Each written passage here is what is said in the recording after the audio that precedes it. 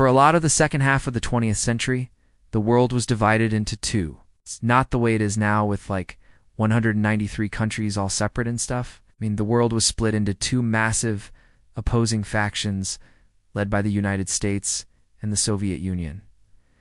This is obviously the Cold War division. But what we're less focused on is how most of the rest of the world felt about this situation. They didn't really like it. A lot of the countries that today are considered to be developing countries were at the time brand new, freshly independent states who were trying to find their footing in this brand new post-colonial world. They did not want to pick sides in this conflict. Some did anyway, but that's not who we're talking about today. Today we're talking about the non-aligned movement, the group of countries that sought to avoid getting involved in the conflict. Why did they do this? How big of an impact did they have? And why is the non-aligned movement still around today? This is a presenter from a history channel. Today we're going to talk about the non-aligned movement. Now, if you think non-aligned sounds kind of vague, well, you're right. That was kind of the whole point. The non-aligned were countries that chose to not align with either the capitalist West or the communist East. Now, there's no simple answer as to why countries joined the non-aligned movement. Each country had its own reasons for doing so, but there are some broad generalizations we can make. A lot of the countries that aligned themselves here were newly independent states who were trying to chart a new path forward for their nation.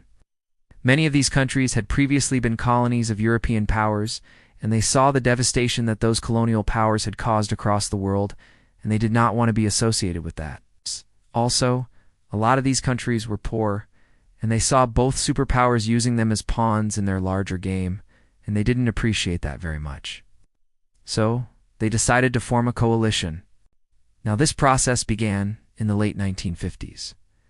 In 1955, an important conference was held in Indonesia. It was called the Asian African Conference. It met in a city called Bandung, and it was attended by representatives from 29 different countries. Many of these countries were brand new, freshly independent states. Indonesia, for example, had just gained independence in 1945 after being a Dutch colony. Ghana had become independent in 1957, and Guinea had broken away from their colonial rulers just months before the conference in 1958. Other attendees included India, Pakistan, China, Egypt, Ethiopia, Iraq, Nigeria, and many more. There were two notable absentees from this conference, though, and that was the USA and the USSR. Now, these two powers had not yet launched a space race, but they did begin one soon after. This conference in many ways kicked off the third competitor in that space race, the newly independent nations of the world. One of the key figures at this conference was Indian Prime Minister Jawaharlal Nehru.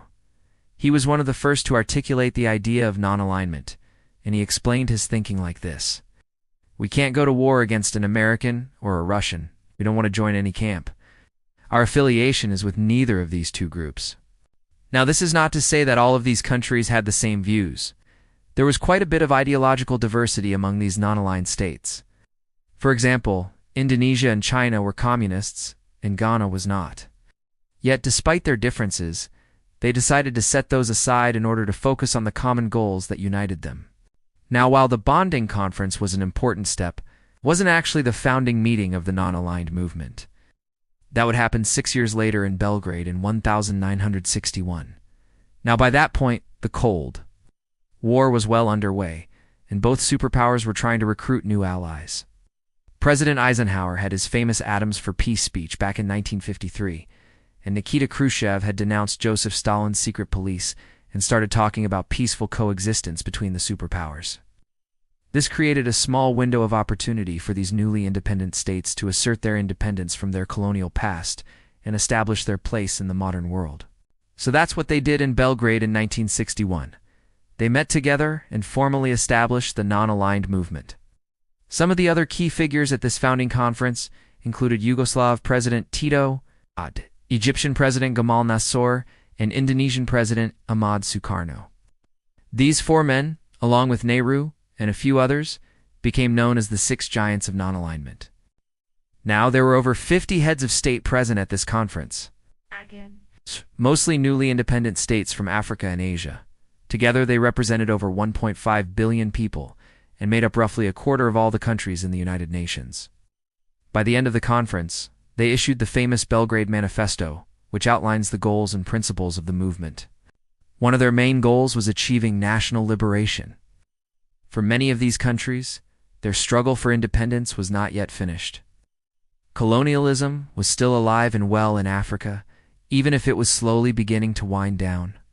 Another goal was economic development. Many of these countries were very poor, and they wanted to work together to improve their economies. They wanted to get access to better technology, better trade, and better investment. Another goal was peaceful coexistence. They wanted to live in a world without war and conflict. This was especially appealing to newly independent states who had recently fought hard to achieve their independence, and they didn't want to get pulled back into another war. They outlined 5 principles that would guide their movement. The first 3 of these were things that they wanted other countries to respect. First, the right of every nation to freedom and independence. Second, the right of every nation to self-defense. And third, the right of every nation to non-interference in their internal affairs. The last 2 principles were things that they would do. The 4th principle was peaceful coexistence, and the 5th principle was cooperation among nations. Now that they had all met together and articulated their goals, the non-aligned movement was officially founded and ready to take on the world. During the Cold War, it provided a forum for these newly independent states to air their grievances about both superpowers. It also gave them leverage. The leaders of these countries realized that by presenting a united front, the USA and USSR would have to at least pay lip service to their interests. In 1955, for example, both superpowers agreed to hold large summits with the heads of non-aligned nations. The U.S. hosted the first meeting, and President Eisenhower met with the leaders of 28 African and Asian states. The following year, the Soviets returned the favor and hosted the heads of the non-aligned movement in Moscow. In 1960, the Organization of African Unity was founded, which aimed to end colonialism in Africa and unite the newly independent states of the continent. By 1962, there were over 100 non-aligned organizations in the world. They had ministries for foreign affairs and regular diplomatic missions. They regularly met together at the United Nations and made joint statements. Sometimes they even voted as a bloc. This is not to say that the non-aligned were completely successful, however. Both superpowers frequently violated their wishes and dragged them into their conflict anyway. For example, when Egypt nationalized the Suez Canal in 1956, both Britain and France illegally invaded the country. And even though Egypt was a non-aligned nation, they got dragged into the conflict anyway. Another criticism is that the non-aligned often contradicted themselves.